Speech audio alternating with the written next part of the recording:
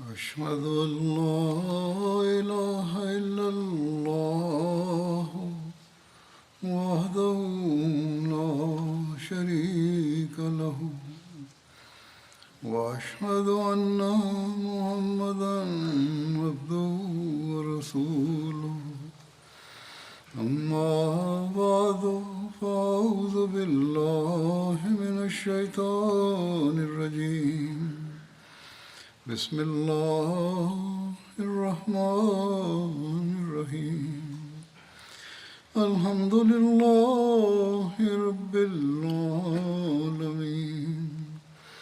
الرحمن الرحيم مالك يوم الدين إياك نعبد وإياك نستعين اهدنا الصراط المستقيم صراط الذين أنعمت عليهم غير المغضوب عليهم ولا الضالين.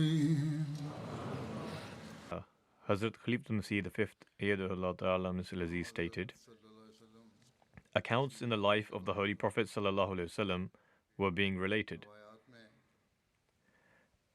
An incident of the Holy Prophet drawing the attention of his daughter and son-in-law towards the Tahajjud prayer is recorded in Sahih al-Bukhari in the following manner.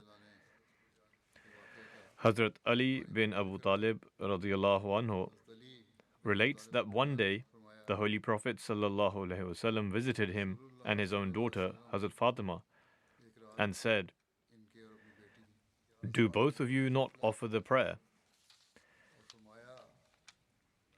I replied, "O Messenger of Allah ﷺ, our lives are in the hands of Allah. He wakes us whenever He desires to do so." This is in relation to the Tahajjud prayer.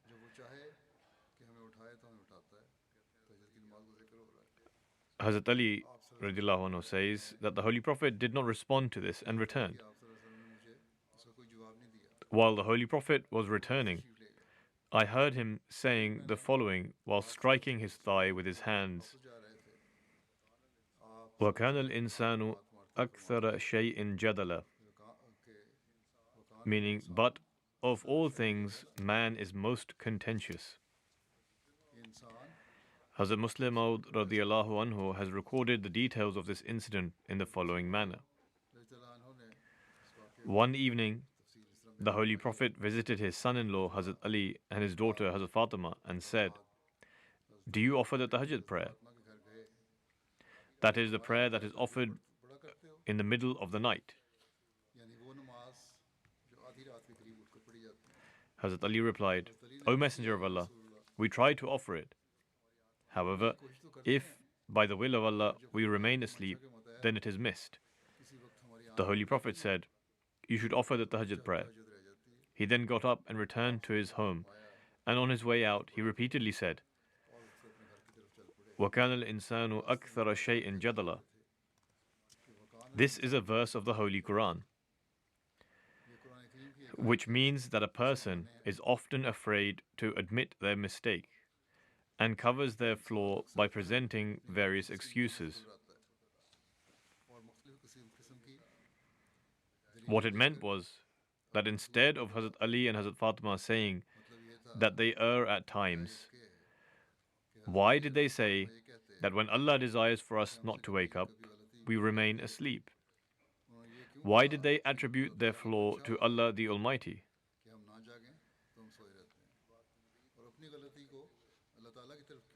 Expounding on this incident further, on one instance Hazrat Muslim Maud radhiyallahu anhu says, Hazrat Ali relates an incident of his which mentions that on one occasion he responded to the Holy Prophet in a manner which carried a tone of argumentation and confrontation. But instead of the Holy Prophet being upset or displaying anger, he responded in such a subtle manner that perhaps Hazrat Ali enjoyed the beauty of these words until the very last days of his life. Moreover, it was his due right to derive pleasure from it. Even today, Whenever a wise person learns of how exquisitely the Holy Prophet expressed his displeasure, it leaves them astounded. Hazrat Ali, may Allah be pleased with him, relates that one evening the Holy Prophet visited me and Fatima al-Zahra, the daughter of the Holy Prophet, and said, "Do you not offer the Tahajjud prayer?" I replied, "O Messenger of Allah, our lives are in the hands of Allah the Almighty, and whenever He desires to wake us, we wake up." Upon hearing this, the Holy Prophet returned without saying anything to me. Then, whilst he turned to leave, he struck his own thigh and said, "But of all things, man is most contentious. Glory be to Allah." How extraordinary was the way in which the Holy Prophet explained to Hazrat Ali that he should not have responded in this manner.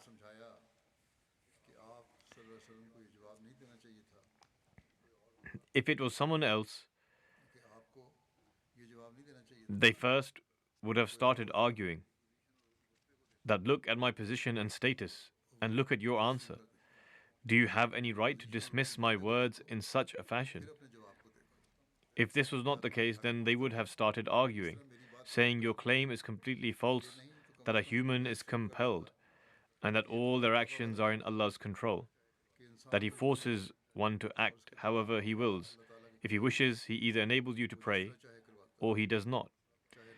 He could have said that the question of compulsion is completely against the Holy Quran. The Holy Prophet could have said all of this, but he did not adopt these two methods. Neither did he get upset with him, nor did he argue with Hazrat Ali to make him aware of his mistake. Rather, he moved to one side and expressed shock at his answer, saying, "People are very peculiar. They take a particular point which benefits them and then begin arguing over the matter." In reality, this simple statement of the Holy Prophet contains within it such benefits that even 100 debates of another person is no match in comparison. We can learn many things from this hadith.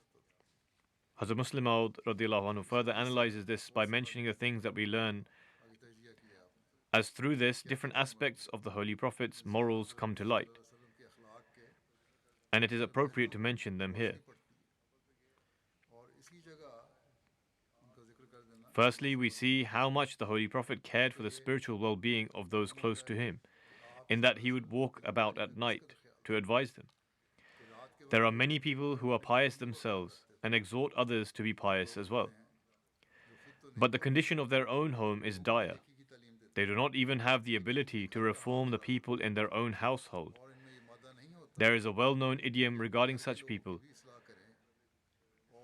that there is darkness underneath the lamp. This means that just as a lamp illuminates everything in its surroundings, but darkness remains below it, in the same way, these people go around advising others, but they do not worry about whether the people in their own houses are benefiting from their light. But the Holy Prophet ﷺ was mindful of the fact that his relatives should be illuminated by the light which he wished to spread throughout the world. He vowed to take on this responsibility, for which he would test them and teach them. Moral reformation of one's relatives is such an excellent skill that if this quality was not found within the Holy Prophet, there would be a significant deficiency in his morals. But since he possessed the most excellent of morals, that is why the skill was found within him in abundance. The second point we understand is that the Holy Prophet had complete conviction in the teachings which he presented to the world, and he did not doubt these teachings for even a moment. Some people allege, God forbid, that in order to deceive the entire world and to establish his kingdom, the Holy Prophet created this entire enterprise. This is the allegation in the opponent's level. Otherwise, he did not receive any revelations. Some Orientalists used to write this, and the disbelievers in the Holy Prophet's time used to say this as well. This was not the case. Rather, the Holy Prophet had such firm conviction in his prophethood and appointment by God that we find no parallel of this in the entire world. Because it can be assumed that the Holy Prophet may have acted with pretense in order to prove his truthfulness to the people. But it cannot be imagined that a person goes to his daughter and son-in-law, especially at night, and inquires as to whether they engage in this form of worship as well, a prayer which has not been made mandatory, but rather the observance of which God has left to the condition of the believer that one awakes in the middle of the night to observe.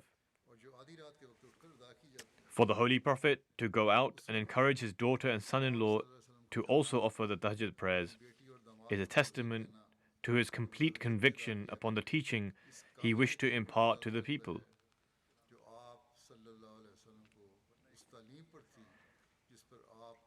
Otherwise, a liar who knows that following or rejecting his teaching is inconsequential could never advise his children to adhere to it, and that too at such a hidden time.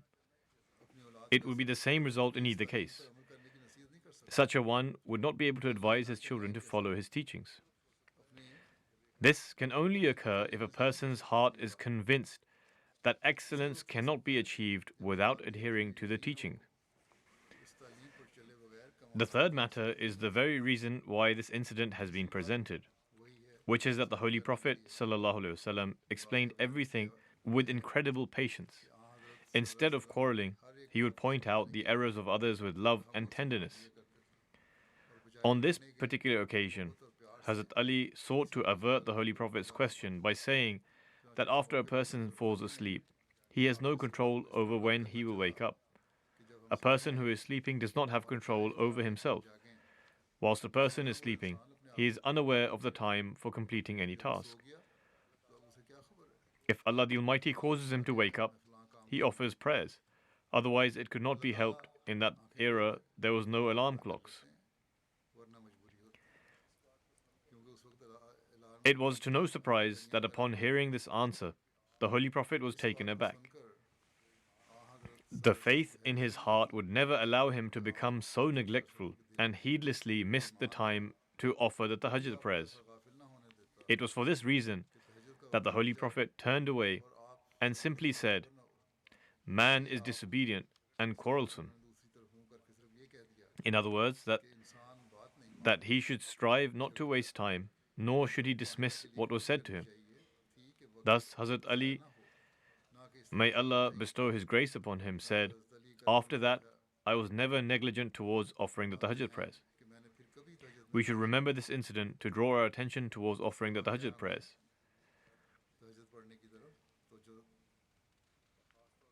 Missionaries, life devotees, and office bearers should be especially mindful of this. It is the prayers offered during the night that effectively draw the grace of Allah the Almighty. And at present, these prayers are essential to save the world from destruction.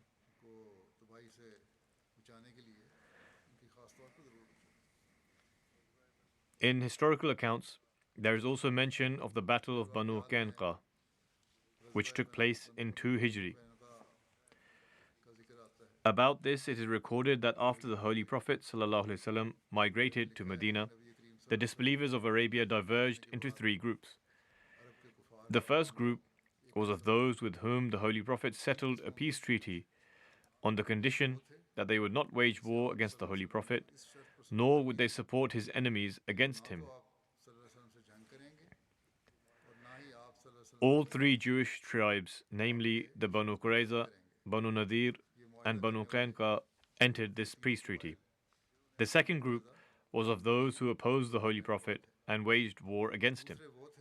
This group was the Quraysh. The third group was of those who disassociated from the Holy Prophet and were awaiting his outcome, such as the other Arab tribes. Such tribes also varied in opinion. Some desired in their hearts for the Muslims to be victorious, such as the Banu Khuza'a. Some believed on the contrary, such as the people of Banu Bakr. There were also some tribes who appeared to side with the Muslims, but supported their enemies covertly. Such people were among the hypocrites. When the Holy Prophet arrived in Medina, he entered into peace agreements with all the Jewish people. There was a written contract between the Holy Prophet and the Jewish tribes. The tribes joined with their confederates, and peace treaties were established between them and the Holy Prophet. There were many conditions in the peace treaties, one of which was that they would not support the enemies of the Holy Prophet against him.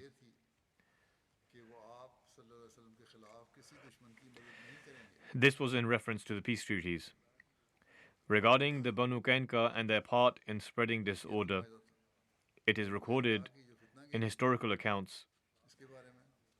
Ibn Ishaq says, there was an elderly man by the name of Shath bin Qais who harbored great enmity and rancor in his heart towards the Muslims.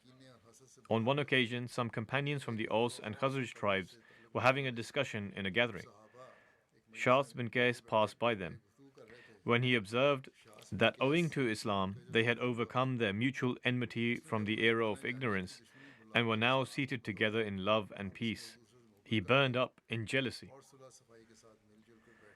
Out of impulse, he said, Banu Qayla, i.e., addressing the chieftains of the Banu Aus and Khazraj who had become united.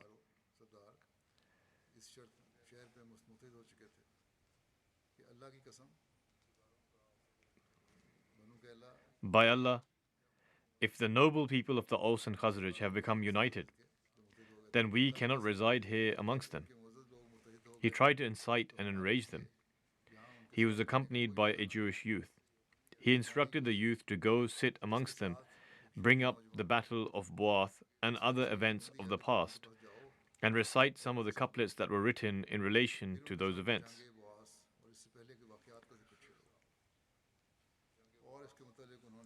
The Battle of Bu'ath took place in the era of ignorance between the Aus and Khazraj tribes, during which the Aus prevailed over the Khazraj. At that time, the chief of the Aus tribe was Hudayr bin Simak Ashali. He was the father of Hazrat Usaid radiallahu anhu. The chief of the Khazraj tribe was Amr bin Oman Bayazi. Both these individuals were killed during the battle. This Jewish youth sat amongst the Muslims and raised a discussion to enrage and incite them. The slumbering sentiments of the Aus and Khazraj were impassioned once again, and they became infuriated. They began to quarrel amongst themselves and expressed their superiority over one another. Matters escalated to such a degree that one person from each tribe kneeled on the ground and faced one another to argue and dispute. Their contention grew. Aus bin Qazi represented the Aus tribe, while Jabbar bin Sakhr represented the Khazraj tribe. During the arguments, one of them said that if the other desired, they could reignite this war and begin anew. Thus, both parties were furious, and they said they were ready to fight. On the one hand, they embraced Islam, but on the other hand, there remained a hint of ignorance. Furthermore, they promised to fight against one another at Harra. Medina is situated between two Harras. A Harra refers to a black, rocky landscape. To the east is Harra Akam, which is also known as Harra Banu Qurayza. The other Harra, situated 3 miles to the west of Medina, is Harra al-Wabra.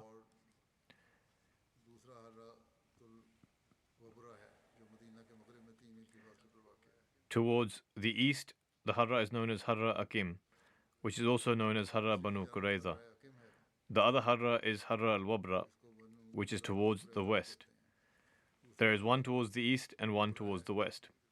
All three areas are separated by a distance of 3 miles. In the meantime, there were slogans of "To your weapons." Following this, the atmosphere became extremely heated, and both sides started to vehemently prepare for war.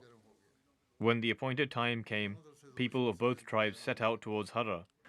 It was well nigh possible that a bloody battle would break out. However, Allah so willed that news of this reached the Holy Prophet.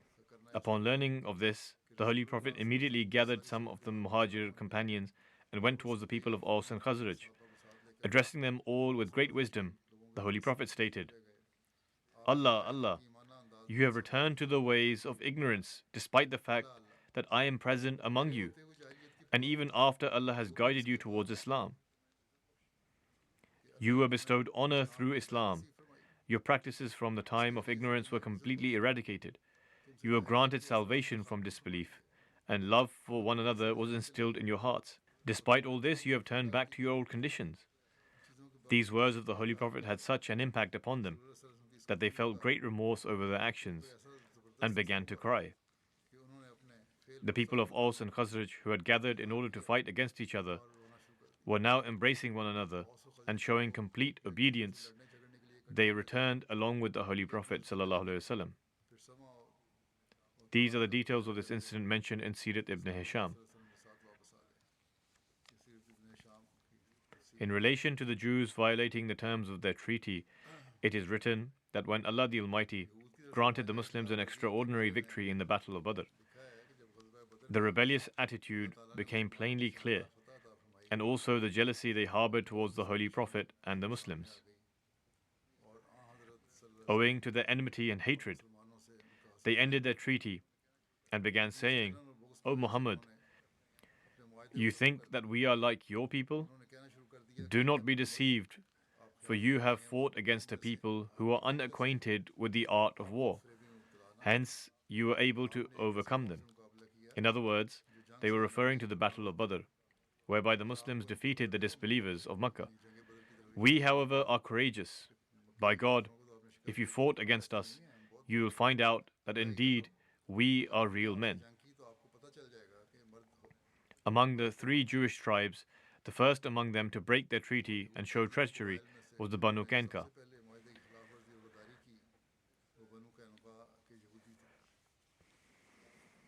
In relation to their mischievous behavior, there is also an incident where they harassed a Muslim woman.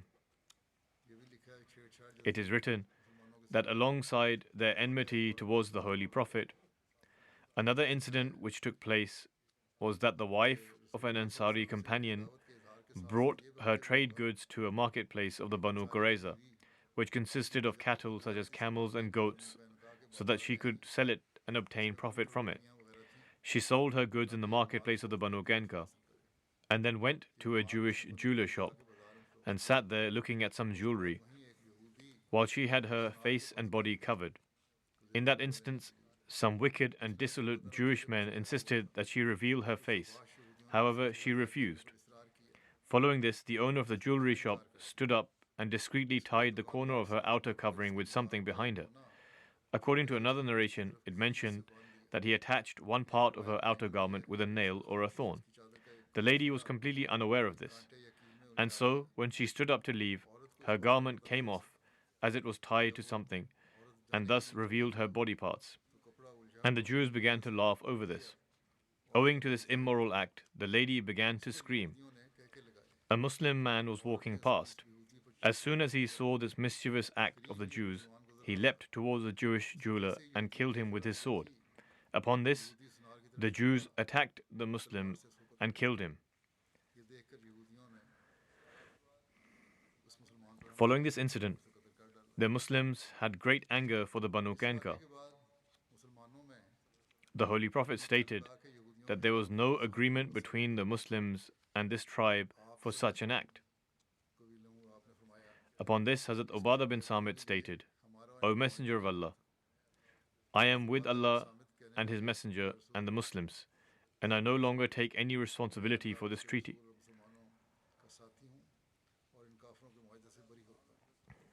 The Holy Prophet tried to advise the Banu Qainqa, but instead of trying to understand the matter, they instead began to openly give threats. The details in relation to this are as follows.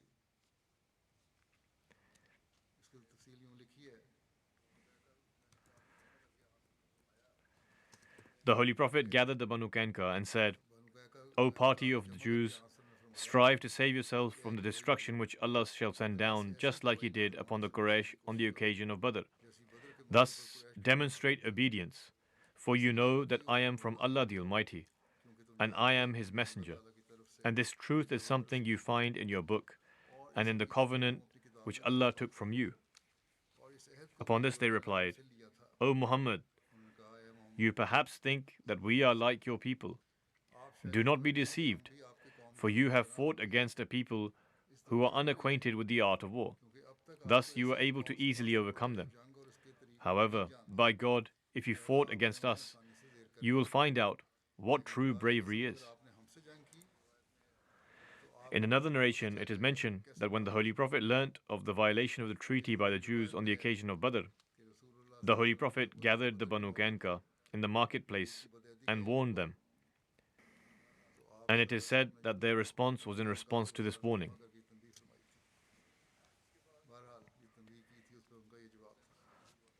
The Jews of Banu Qainqa left from there and went into their fortresses. After all this happened, they left and went into their fortresses. The Holy Prophet set out towards them and appointed Hazrat Abu Lubaba as his deputy in Medina. The flag of the Holy Prophet was white, which was handed over to his uncle Hazrat Hamza.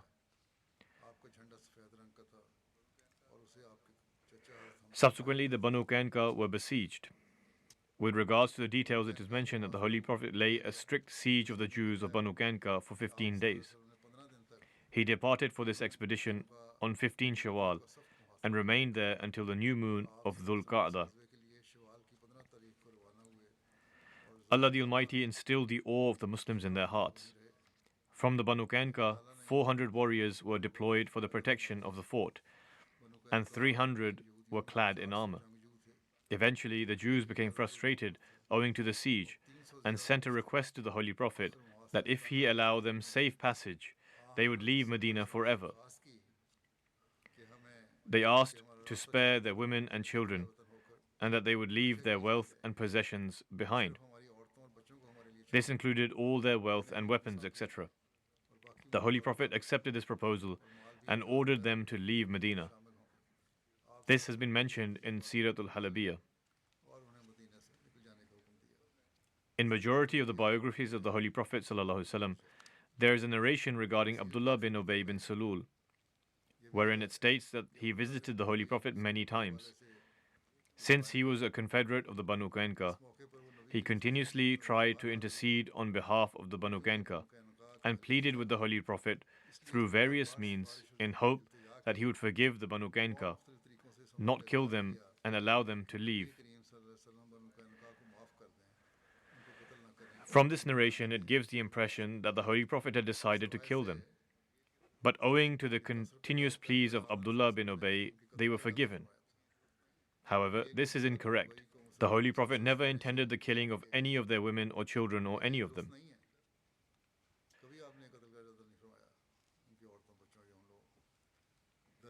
In reality, narrations such as this one are dubious. Passing verdict on narrations such as these, a historian named Sayyid Barkat Ahmed writes in his book, after the Jews had thrown down their weapons, when Abdullah bin Ubay came to the Holy Prophet and said, "Please deal kindly with my men," the Holy Prophet replied, "May you be ruined. Leave me." Abdullah bin Ubay replied, "Absolutely not.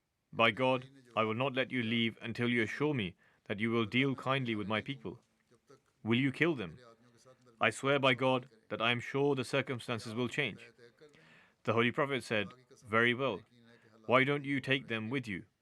Ibn Ishaq, Waqdi and Ibn Sa'd have all recorded this incident.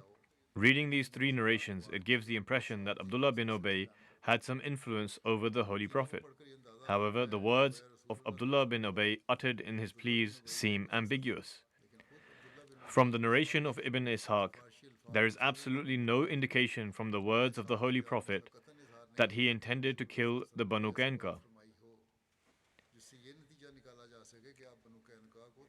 It is not proven from one historian, but this is most explicitly indicated by Waqdi, and Ibn Sa'd has mentioned the same narration. However, In this regard, we must keep in mind that even though the Holy Prophet was a political leader, he never dealt harshly with his enemies. He disliked violence, and if he ever set foot in a battlefield, it was only because he was compelled to do so. Even in the battlefield, he avoided unnecessary bloodshed.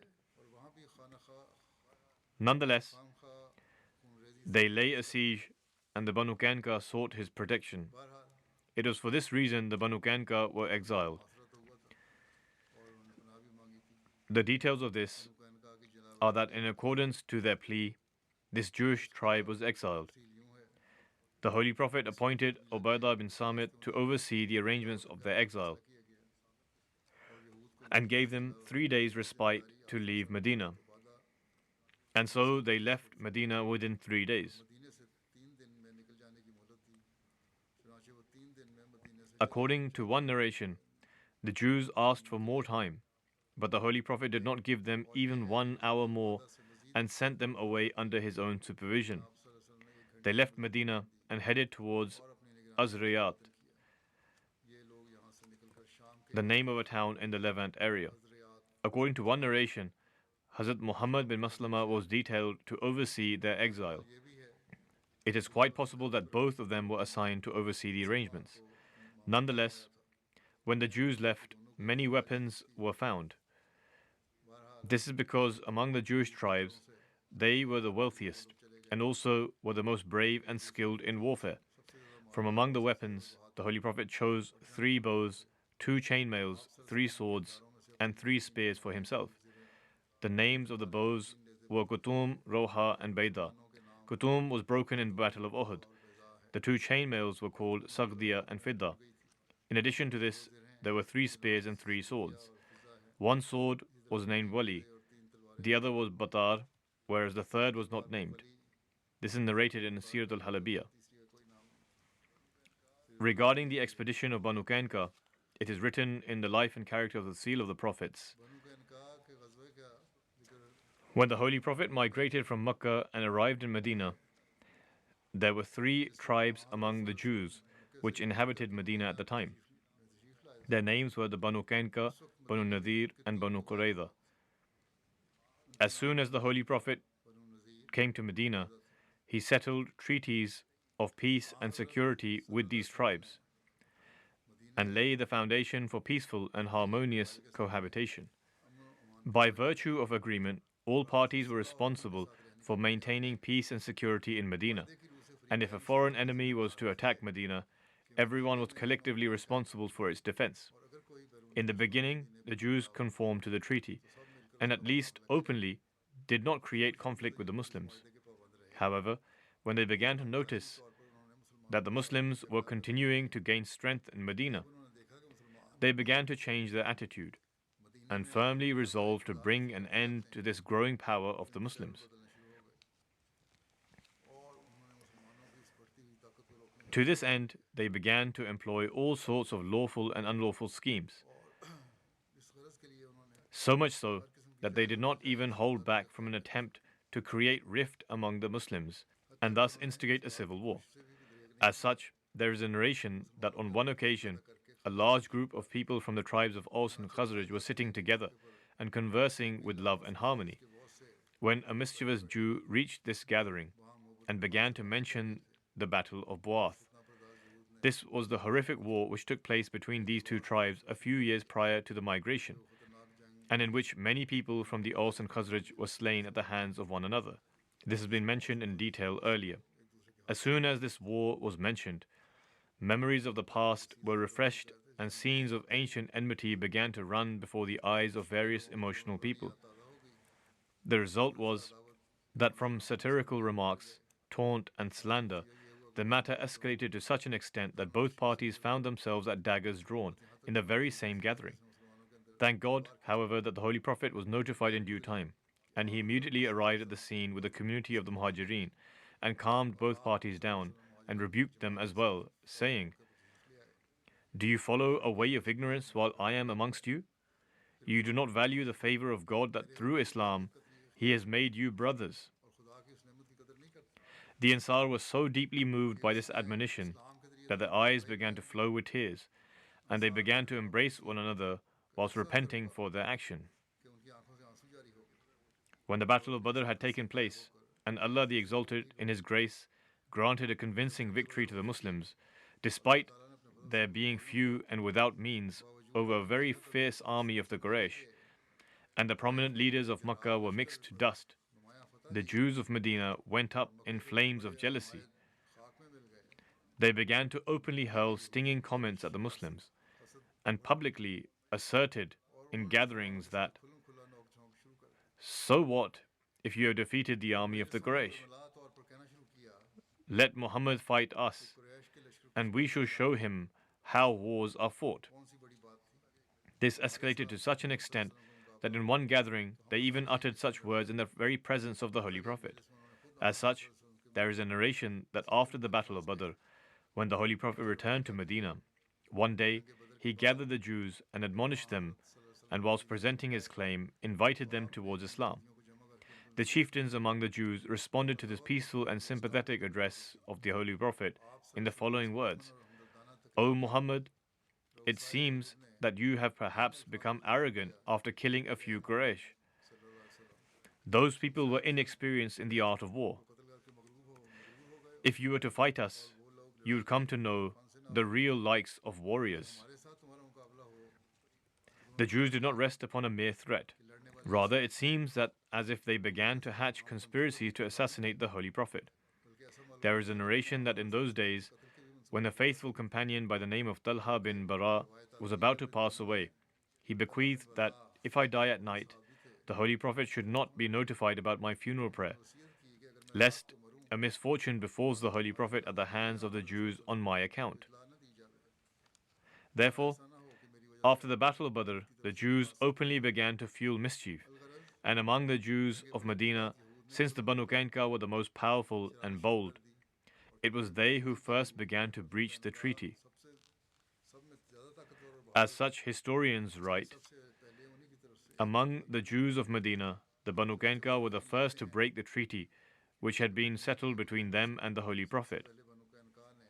After Badr, they began to rebel fiercely and openly expressed their rancor and malice and broke their treaty and agreement. However, despite such events, under the guidance of their master, the Muslims demonstrated patience in every way and did not allow themselves to take the lead in any respect. It is narrated in a hadith that after the treaty which had been settled with the Jews, the Holy Prophet would even take special care to protect their sentiments.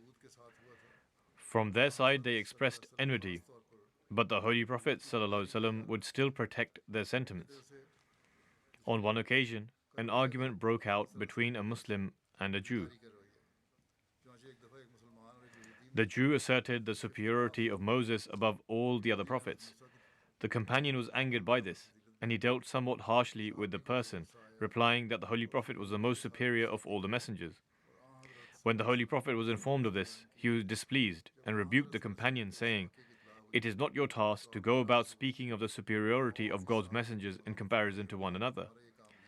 Then the Holy Prophet mentioned a partial superiority of Moses and consoled the Jew. However, despite this loving conduct of the Holy Prophet, the Jews continued to escalate in their mischief. Eventually, it was the Jews who created a cause for war, and their heartfelt animosity could not be tamed. What happened was that a Muslim lady went to the shop of a Jew in the market in order to purchase some goods, as has been mentioned in detail already. A few evil Jews who were there sitting at the shop began to harass her in a most mischievous manner, and even the shopkeeper himself committed this evil deed that while the lady was unaware, he attached the lower corner of her skirt to the mantle on her back with a thorn or something of that sort. As a result, when the lady stood up to leave due to their rude behavior, the lower part of her body became exposed, at which the Jewish shopkeeper and his accomplices burst out in laughter. Outraged, the Muslim lady screamed and appealed for help. It so happened that a Muslim was present nearby. He dashed to the scene, and in a mutual altercation, the Jewish shopkeeper was killed. Upon this, the Muslim was showered with swords from all directions, and this remarkably indignant Muslim was put to death. When the Muslims were informed of this event, in a national indignation, their eyes gorged with blood in rage. On the other hand, the Jews who desired to make this incident an excuse to fight congregated in the form of a crowd, and a state riot broke out. When the Holy Prophet was informed of this, he gathered the chieftains of the Banu Qainqa and explained that such behavior was not appropriate. Just look at the manner in which the Holy Prophet responded and tried to defuse the situation, and that they should refrain from such mischief and fear God. Instead of expressing disappointment and remorse, they responded with very refractory answers and repeated their earlier threat that do not become arrogant over the victory of Badr. When you are to fight us, you shall come to know the real likes of warriors. Left with no other choice, the Holy Prophet set out towards the fortresses of the Banu Qainqa with a force of companions. Now, this was the last opportunity for them to express remorse over their actions. When the Holy Prophet set off, even if they sought forgiveness then, the matter would have been finished. But instead, they stood ready for war. Therefore, war was declared, and the forces of Islam and Judaism came forth to battle one another. According to the custom of that era, a method of warfare was that one party would secure themselves within their fortresses and wait. The opposing force would besiege the fortress, and whenever an opportunity presented itself, now and then, attacks would be launched against one another. This would continue until the surrounding army would either lose hope in capturing the fortress and lift the siege, and this would be considered a victory to the ones besieged, or being unable to muster the strength to fend off the onslaught, the besieged force would open the gates of their fortress and hand themselves over to the victors. On this occasion, the Banu Qainqa employed the same tactic and closed themselves within their fortresses. The Holy Prophet besieged them, and the siege continued for 15 days without fail. Finally, when all the strength and arrogance of the Banu Qainqa had been shattered, they opened the gates of their fortresses on the condition that though their wealth would belong to the Muslims, their lives and families would be spared. The Holy Prophet accepted this condition, even though, according to the Mosaic law, all of these people were liable to be put to death. And according to the initial agreement, the judgment of the Mosaic law should have been administered to them. However, since this was the first crime committed by this nation, as a first course of action, the merciful and forgiving disposition of the Holy Prophet could never be inclined towards an extreme punishment which should only be imposed as a final remedy. However, on the other hand, allowing such a treacherous and rebellious tribe to remain in Medina was no less than nurturing a snake in the grass, especially when a group of hypocrites from among the Aus and Khazraj were already present within Medina, and from the exterior as well. The opposition of the whole of Arabia had greatly distressed the Muslims. In such circumstances, the only judgment which the Holy Prophet could pass was for the Banu Qainqa to leave Medina. In comparison to their crime and taking into account the circumstances of that era, this was a very mild punishment.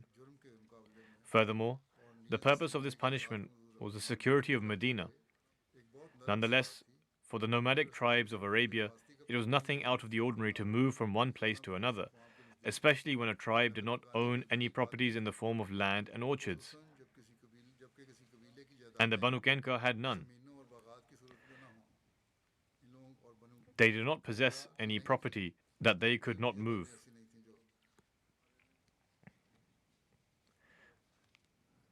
Such as land, etc., which they depended upon.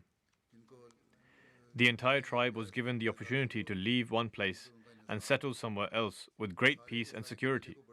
As such, the Banu Qainqa very peacefully left Medina and settled towards Syria. The Holy Prophet assigned the task of overseeing the necessary arrangements, etc., associated with their departure to a companion named Ubadah bin Samit, who was from among their confederates. Ubadah bin Samit escorted the Banu Qainqa for a few manzils, and after safely sending them off, he returned. The spoils which were attained by the Muslims consisted only of weaponry and instruments of their profession, which was that of goldsmith. It has been related in various narrations with respect to the Banu Qainqa that when they opened the gates to their fortresses and handed themselves to the Holy Prophet, due to their treachery, rebellion and mischief, it was the intention of the Holy Prophet to execute their combatant men. But on the intercession of Abdullah bin Ubay bin Salul, chief of the hypocrites, the Holy Prophet abandoned this intention. However, research scholars have not accepted these narrations as being authentic. The reason being that when other narrations explicitly mention that the Banu Qainqa opened their gates on the condition that their lives and the lives of their families would be spared, it is absolutely impossible to accept that after accepting this condition, the Holy Prophet would follow any other course of action. As a matter of fact, even the condition presented by the Banu Qainqa that their lives would be spared demonstrates the fact that they themselves knew that their rightful punishment was death. However, they appealed to the mercy of the Holy Prophet, and they were willing to open the gate of their fortresses after receiving the assurance that they would not incur the death penalty. However, although the Holy Prophet forgave them due to his merciful disposition, it seems as if, in the estimation of God the Exalted, these people were no longer worthy of being left alive on the face of the earth on account of their evil deeds and crimes. As such, there is a narration that less than 1 year had passed since the relocation of these people to their place of exile, that an epidemic broke out among them, whereby the entire tribe fell victim to it and was mixed to dust. There is a slight difference of opinion with regards to the date of the expedition of Banu Qainqa. Waqti and Ibn Sa'd have stated that it took place in Shawwal 2 Hijri, and contemporary historians have primarily followed suit. However, Ibn Ishaq and Ibn Hisham have placed it after Ghazwa of Sawiq, which is confirmed to have taken place in the month of Dhul Hijjah 2 Hijri. An indication is also found in one narration of a hadith, which establishes that the Ghazwa of Banu Qainqa took place after the Rukhsatana of Hazrat Fatima. In this narration, it is mentioned that in order to arrange for the expenses of the walima, Hazrat Ali proposed to take along a Jewish goldsmith from the Banu Qainqa and go to the forest so that he might procure some grass known as iskar and then sell it to the goldsmiths of Medina. This proves that until the Rukhsatana of Hazrat Fatima, which according to all historians took place near Dhul Hijjah 2 Hijri, the Banu Qainqa was still present in Medina. It is on the basis of these reasons, Hazrat Mirza Bashir Ahmad Sahib says, that I have placed the Ghazwa of Banu Qainqa in late 2 Hijri, after the Ghazwa of Sawiq and the Rukhsatana of Hazrat Fatima. At this occasion, it would also be appropriate to mention that whilst describing the cause leading up to the Ghazwa of Banu Qainqa, Mr. Margoliouth has concocted a most strange and unusual theory of his own accord, which is not even remotely alluded to in a single narration. There is a narration in Bukhari that in a state of intoxication, until then drinking had not yet been forbidden, Hazrat Hamza killed 2 camels belonging to Hazrat Ali, which he had received from the spoils of Badr. Attaching this separate incident to the Ghazwa of Banu Qainqa without any historical evidence whatsoever, Mr. Margoliouth writes that the Holy Prophet ﷺ invaded the tribe of Banu Qainqa so that the spoils would compensate for the loss sustained by Hazrat Ali. He connected this baseless account. Such audacity in historical writing is perhaps a feat which speaks for itself. Then the irony is that Mr. Margoliouth himself accepts the fact that he has written this on the basis of his own speculation, meaning that he could not find any references, but it was based on his own speculation. There was no other reason for waging a war against the tribe for the sake of 2 camels. Their thinking is very strange. The malice and rancor harbored by Orientalists and non-Muslim historians for Islam is so much that they easily present a completely distorted version of Islamic history, and this is witnessed in many instances. Nonetheless, the other accounts relating to this will be mentioned in the future, God willing. I wish to remind you all to pray in light of the current situation of the world. As a result of the war between Hamas and Israel, the martyrdoms of innocent Palestinian women and children continue to increase. The swiftness with which the conditions of war are increasing and the policies which Israel and the major governments of the world are adopting make a world war an imminent reality.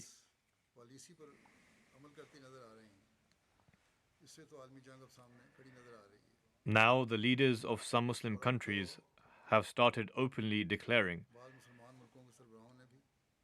as well as Russia, China, and even Western commentators are stating that the scope of this war is growing. If a wise policy is not adopted immediately, then the world will be destroyed. अगर फौरी हिकमत वाली policy इख्तियार न की Everything is appearing on the news, तो दुनिया के and you are all aware of the situation. सब Thus, खबरों में आ रहा है Ahmadis should especially focus on praying.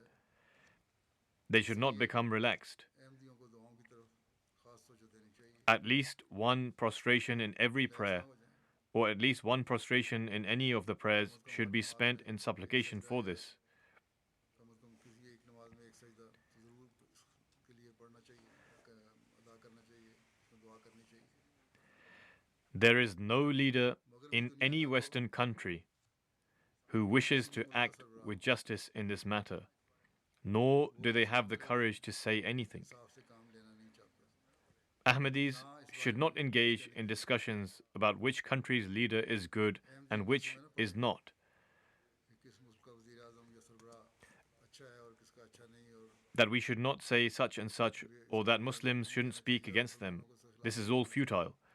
Until someone does not have the courage to try and bring an end to this war, they are responsible for leading the world to ruin. बहरहाल Thus, along with prayers, you should try and spread the message around you that injustices must be brought to an end. लाने की कोशिश करें कि जुल्म की If an Ahmadi has connections with people, then they should explain this to them. This is courage. किसी से ताल्लुकात This is the standard of obeying the commandments of Allah the Almighty. यही जरूरत है Representatives of the Israeli government मयार है say that Hamas killed their innocent civilians and so they will take revenge.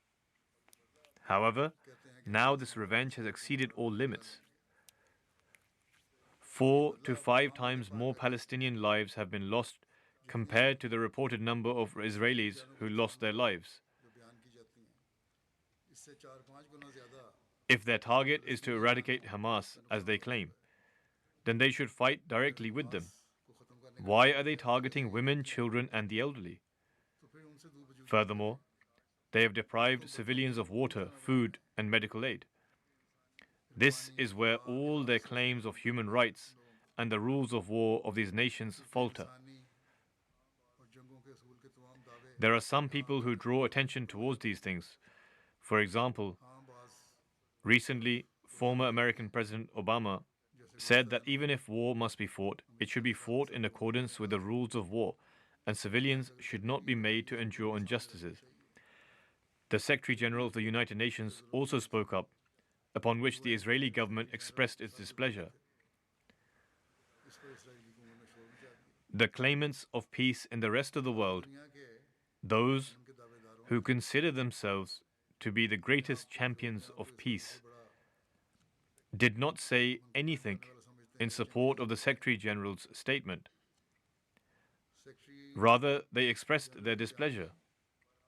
ताइद ने कुछ Whatever the case may be, the situation is precarious and is constantly becoming more precarious. हालात खतरनाक हैं The Western media खतरनाक तर होते is actively promoting one side of the story मगरबी media and briefly presents the other side's story in a corner. ने तो बढ़ा चढ़ा कर देखा For example, recently among the women who were freed, छोटी सी खबर थी one woman said that she was treated well during imprisonment. जो औरतें थीं This report was buried in a corner. कि मुझसे क्या And another statement that imprisonment under Hamas was hell constantly made the headlines. जो ये बयान है कि हमास की क्या जहन्नम थी उसे मुस्तकिल बड़ी खबर का Justice demands किया जाता है that the entire situation should be presented so that the world can determine for themselves as to who is the oppressor, who is the oppressed, to what extent this war is warranted, फैसला करने दें and when it should end. आलम में कौन मजलूम है और किस हद तक कोई Hence, the entire situation should be presented to the world, not just one sided opinions. तो दुनिया के सामने सारी सूरत हाल आनी चाहिए ना कि एक तरफा राय In any case, we must focus a great deal on prayers. बहरहाल We should strive to end injustices within our own circles along with prayers. जुल्म को ख़त्म करने के लिए We should pray for the oppressed Muslims करनी चाहिए और दुआ भी and that Muslim governments are able to come up with a comprehensive and lasting plan. ये और मुसलमान हुकूमतों को एक जामे और देर There should be a distinct pain in our hearts for Muslims to be alleviated of hardships. मुसलमानों की मुश्किलात दूर होने के लिए We have accepted the promised Messiah alayhi salam, who हम तो and despite the fact that we endure difficulties inflicted by Muslims, expressed his sentiments for them in the following words. अपने जज्बात का इजहार यूं किया कि दिल तू नीज़ खातिर इना निगाहदार O my heart, be mindful of these people, for after all, they claim love for my Prophet. इन लोगों का लिहाज रख Thus, our love for the Holy Prophet ﷺ demands that we pray a great deal for Muslims. May Allah the Almighty enable us to do so, and may Allah grant understanding to the Muslims and the whole world. अल्लाह हमें इसकी तौफीक भी दे और मुसलमानों को भी और दुनिया को अकल भी दे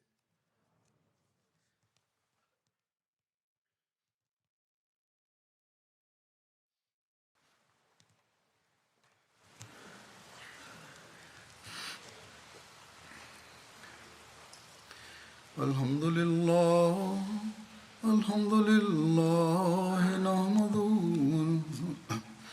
الحمد لله نحمده ونستعينه ونستغفره ونؤمن به ونتوكل عليه ونعوذ بالله من شرور أنفسنا ومن سيئات أعمالنا من يهده الله فلا مضل له ومن يضلل فلا هادي له ونشهد أن لا إله إلا الله ونشهد أن محمدا عبده ورسوله عباد الله رحمكم الله إن الله يأمر بالعدل والإحسان وإيتاء ذي القربى